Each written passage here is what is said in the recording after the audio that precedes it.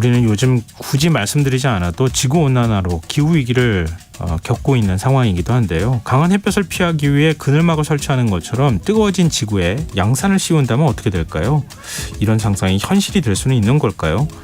우리가 놓치지 말아야 할 환경 이슈 살펴보는 시간이죠. 지구생활 백서 사단법인 넥스트 윤지로 수석 함께하겠습니다. 안녕하세요. 네, 안녕하세요. 오늘은 지구공학에 대해서 얘기해 주신다고요? 네. 그 어떤 건지 좀 개념이 낯설어요. 네, 지구공학, 영어로는 지오 엔지니어링이라고 하는 방법인데요. 네. 그러니까 기후변화를 대하는 여러 가지 기술 중에서 굉장히 극단적인 기술로 꼽힙니다. 그래서 네. 이제 뭐 기술적 성숙도도 그렇고 뭐 이게 진짜 도입됐을 때 어떤 부작용 이런 것도 우리가 너무 모르는 게 많아서 그동안 진지하게 다뤄지진 않았는데 최근 외신 보니까 다시 뭐 지구공학이 새 모멘텀을 얻었다 뭐 이런 류의 기사들이 좀 나오더라고요. 네. 그래서 오늘은 이 이야기를 전해드리려고 합니다. 지구공학이다. 그러니까 우리가 뭐 사람을 대상으로 하면은 네. 뭐 의학이다 이렇게 표현하는데 네. 지구를 대상으로 하는 실험을 한다거나 네네네. 뭔가를 하는 거예요. 그러면은 네, 맞습니다. 아까 이제 말씀하실 때 뭐 지구에 그늘막 씌우는 그렇게 말씀하셨는데 네네. 그런 개념인 거예요. 이제 우리가 뭐 기후 변화에 대응한다라고 하면은 어떻게 온실가스를 줄일까? 어떻게 지구에서 그 문제를 해결할까를 우리가 고민하잖아요. 근데 이 네. 지구공학은 이제 태양을 바라봅니다. 그러면서 저 태양 저 에너지를 좀 어떻게 좀 줄여보면 좋겠는데 이게 이제 지구공학의 가장 기본적인 컨셉인 우리가 그동안에 거죠. 산업개발 발전을 하면서 네. 온실가스를 많이 배출해서 지구가 자꾸 뜨거워지고 있으니까 그늘을 좀 만들면 어떨까 이런 구상을 하고 있다는 거예요. 네, 맞습니다. 저 태양 에너지가 좀 덜 들어오면 될 텐데 이런 거죠. 네. 근데 이제 이게 참 황당하기도 하고 그래도 되나 싶은데 이런 네. 이야기가 이제 예전부터 계속 나왔고 요새 다시 또 많이 나오고 있는 이유가 그만큼 이제 기후 변화가 심각하기 때문이거든요. 네. 최근에 나왔던 이제 좀 충격적인 소식 두 가지를 전해드리면 오늘자에 많이 보도가 됐던데요. 우리나라 네. 이제 포스텍 연구진이 이제 연구에서 네이처 커뮤니케이션즈에 이제 발표를 한 내용인데 네. 지금처럼 우리가 온실가스를 계속 배출을 하면 2030년에 가면은 여름철에 북극에 이제 더 이상 얼음을 볼 수 없다. 네, 바다가 완전 열려버릴 거다. 이렇게 이제 했고, 네. 그래도 이제 열심히 줄이면 되지 않을까 싶잖아요. 그랬는데도 그럼에도 불구하고 2050년에는 이제 여름철 북극엔 얼음이 없을 거다. 네, 이런 연구 결과였어요. 네. 그리고 이제 또 하나가 지난달 초에 공개된 내용인데요. 그 IPCC 보고서에 참여한 과학자들이 주축이 된 그 보고서입니다. IPCC라고 하면 이제는 잘 아시죠? 예, 좀 익숙하죠. 많은 분들이 아마 그러실 거예요. 네, 이제 뭐 UN 기후 변화에 관한 정부 간 협의체라고 하고 예. 여기서 뭐 이제 중요한 연구 결과를 내면 이걸 갖고서 뭐 국제 회의 때나 다 이제 근거 자료로 활용하는 그런 건데 네. 이게 되게 중요한 기관임에도 불구하고 여기 치명적인 약점이 있습니다. 그게 뭐요? 뭐냐면 이 보고서가 이제 1차, 2차, 3차 이렇게 나오는데 이게 발행 주기가 너무 길어요. 그래서 1990년 1차 보고서가 나온 뒤로 지금까지 6차 보고서가 나왔는데요. 네. 발행 주기를 보면 5년, 6년, 6년, 7년, 9년 이렇게 점점 늦어지고 있습니다. 그래서 6차 보고서 이제 마지막 보고서가 지난 3월 달에 나왔는데 네. 저는 이제 그때 그 보고서 나온 걸 보면서 내용도 내용인데 7차 보고서 나올 때 우리는 어떤 지점에 서 있을까? 저는 약간 이게 더 걱정되더라고요. 이건 무슨 얘기입니까? 그러니까 이제 그 발행 주기를 감안하면 7차 보고서는 틀림없이 2030년 이후에 나올 거잖아요. 지금 9년 만에 나왔으니까 네. 역시 거의 한 10년 주기로 나온다고 봐야 되겠네요. 그렇죠. 예. 이제 그렇게 되면 근데 이제 그 IPCC 6차 보고서에서 뭐라 그랬냐면 예. 2030년쯤에 우리 국제사회에서 약속하기를 그 지구 온도가 1.5도 넘지 않게 하자. 우리가 이게 약속이잖아요. 네. 그 1.5도에 도달할 확률이 반반이다라고 했어요. 2030년에 네. 1.5도를 넘을지 말지 그게 네. 반반이다. 그러니까 우리가 다음 7차 보고서가 나올 때는 일종의 성적표 같은 걸 받아들게 된 셈인 거잖아요. 근데 반반이라는 건 좀 그래요. 네. 죽을 수도 있고 살 수도 있어요. 이게 좀 어떻게 보면 좀 무책임하게 보이기도 해요. 네. 아무튼 그런데 이제 굉장히 중요한 시점인데 근데 이제 바꿔 말하면 그러니까 남은 우리가 2020년을 되게 잘 보내야 되는 거잖아요. 그렇죠. 그런데 그 시기 동안 그냥 다음 7차 보고서가 나올 때까지 마냥 기다릴 수는 없잖아요. 그래서 IPCC 보고서에 작성에 참여했던 과학자들이 최근에 이제 의미 있는 보고서를 냈는데 뭐냐면 네. 그럼 이제 마냥 기다릴 게 아니라 그 보고서 작성할 때 썼던 그 방법론을 그대로 따와서 우리가 굉장히 중요한 데이터들은 매년 업데이트를 해보면 어떨까라고 해서 이제 그걸 낸 거예요. 예. 네. 그러니까 또 답답하다는 거죠. 그렇죠. 그러니까 우리라도 나서가지고 네. 그 기본 데이터는 똑같으니까 네, 그걸로 네, 네. 계속 업데이트해가지고 보고서를 내자. 네네네. 그러면은 2023년 3년 올해 판이 나온 판이 이 6차 보고서하고 네. 어떤 차이가 있어요? 네, 사실 6차 보고서랑 뭐 해봤자 뭐 길어야 3년 정도, 2, 3년 차이가 있는 건데 그 예. 사이에도 굉장히 차이가 많았습니다. 뭐 대기 중에 이산화탄소 양도 늘었고 평균 온도도 더 올랐고 하는데 저는 개인적으로 가장 충격적이었던 부분이 네. 이제 탄소 예산이라고 하는 건데요. 탄소 예산이 뭐냐면 우리가 이제 1.5도라는 목표를 지키기 위해서 우리가 앞으로 얼마까지 더 배출을 할 수 있는가 이산화탄소를 그 약간 허용치라는 어떤 개념을 이제 탄소 예산이라고 하는데 네.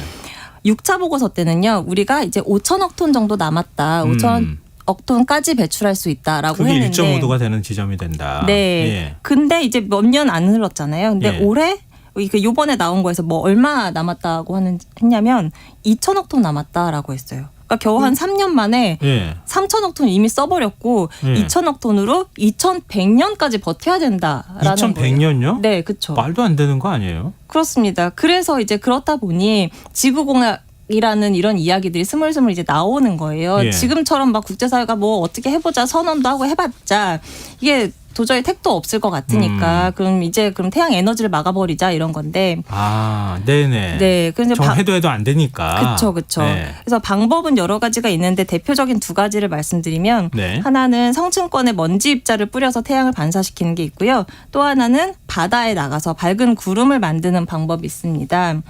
먼저 그 성층권 입자부터 말씀드리면 이건 이제 화산에서 그 아이디어를 얻어왔는데요. 네. 우리 뭐 예전에 1815년에 탐보라 화산이라는 큰 폭발이 있었대요. 예. 네, 그래서 그 이듬해에 북반구가 여름이 없는 해로 이제 기록이 됐을 정도로 굉장히 큰 영향을 줬는데 이게 이제 계속 진짜 그런가 긴가 민가 하다가 1991년에 피나투보 화산이 이제 결정적인 계기가 돼서 화산이 이렇게 기온을 단기적으로 떨어뜨릴 수 있는 효과가 있구나 이렇게 확신을 하게 된 거예요. 그러니까 화산 폭발할 때 화산재가 확 올라가는데 네. 그게 대기권으로 쭉 이렇게 퍼지니까 네. 햇볕이 들어오다가 먼지가 이렇게 쫙 깔려 있으니까 못 네. 들어오더라. 네, 이제 그중 이제 여러 가지가 이제 분출될 때 나오는데 그 중에서 특히 이산화황이라는 게 얘가 예. 이제 성층권까지 올라가면 얘가 이제 미세한 결정을 이룬대요. 그러면서 얘가 이제 태양빛을 반사시키는 거예요. 다시 우주로. 네. 네. 그리고 여기 성층권은 되게 안정적인 구간이어서 이산화황이 몇 년 동안 머물 수 있고. 그래서 그러면 우리 비행기를 높이 띄워서 이산화황을 성층권에 뿌리면 기온을 낮출 수 있지 않을까? 이런 생각을 하게 된 거죠.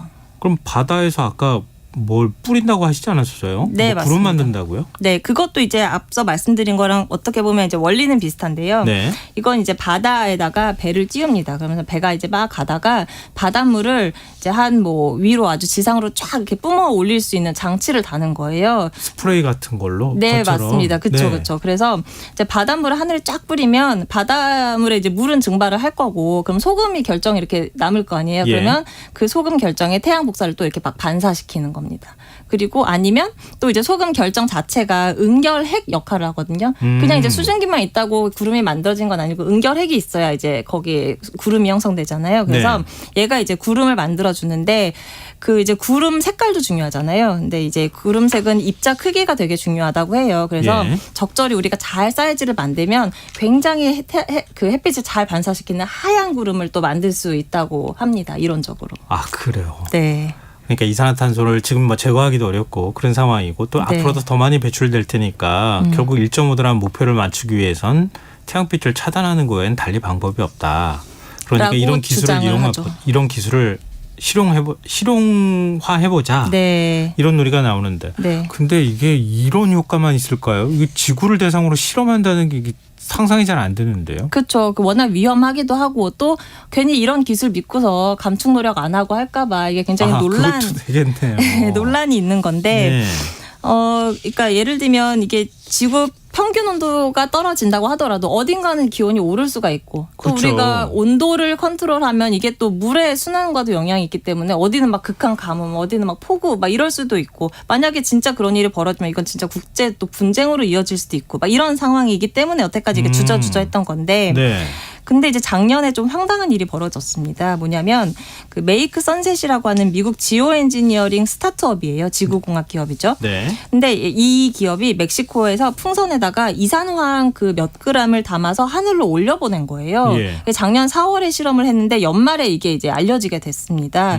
그래서 멕시코가 황당하잖아요. 아니 어떻게 우리나라에다가 뭐 허가는 고사하고 통보도 안 하고 니네 이런 실험을 할 수가 있냐. 그래서 막 화를 내면서 이제 우리나라에서 지구공학 실험 금지 이렇게 금지를 시켜버렸어요. 예. 예, 그런 일이 있었죠. 아니, 당사국 입장에서는 기분 안 좋을 수 있죠. 네. 그게 우리한테 어떤 영향이 있는지 알지도 못하는데 네. 어떻게 통보도 안 하고 우리를 대상으로 실험을 하느냐. 네.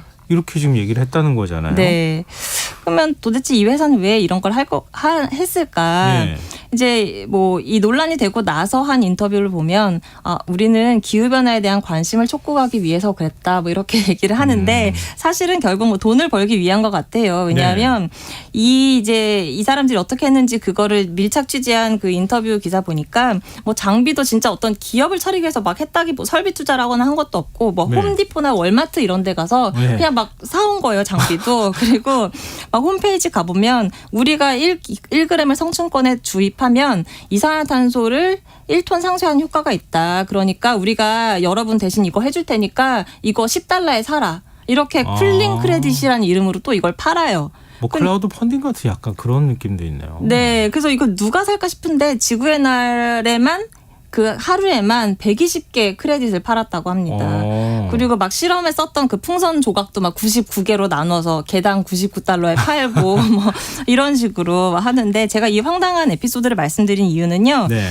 어쨌든 간에 지구공학에 찬성을 하든 반대를 하든 관심을 가져야 된다. 왜냐하면 이제 이게 돈을 쫓는 수많은 창업가한테 이게 굉장히 솔깃한 아이템이 될 수도 있잖아요. 그쵸. 근데 그런 사람들뿐만이 아니라 뭐 우리가 잘 아는 빌 게이츠, 제프 베이조스 이런 사람들도 막 지구공학에 관심을 굉장히 많이 갖고 있어요. 그래서 빌 게이츠가 하버드대 한 과학팀을 후원을 해서 네. 이 팀들이 실제로 스칸디나비아에서 2021년에 실험을 하려다가 그 환경단체 반발에 부딪혀서 못하기도 하고 막 이랬었거든요. 예. 그래서 요새는 이제 미국 정부에서도 이런 연구 프로젝트를 출범시키기도 하고 그래서 뭔가 조금 이제 흐름이 좀 바뀌고 있는데 이렇게 뭔가 본격화하고 있는 분위기에서 지금 문제는 뭐냐면 여기에 대해서 아무런 국제적인 어떤 기준도 없고 그 기준을 누가 만들지 이런 것도 전혀 정해진 게 없거든요. 그럼 몰래 먼바다 같은 데 가가지고 실험만 하면 어떡해요? 그럴 수도 있죠. 그러니까 그 아까 말씀드린 그 마이크로 선셋 같은 곳에서도 하는 거고. 예. 그래서 그 회사는 참고로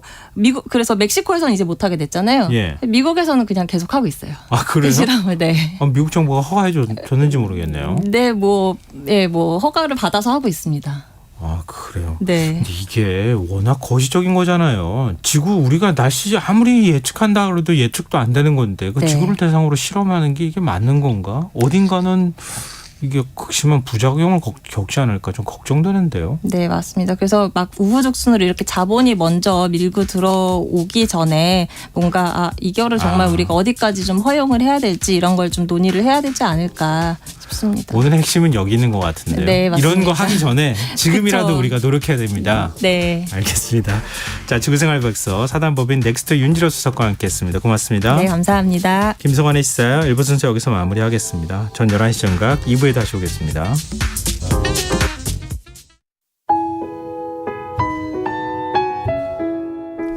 청취자 여러분, 위기가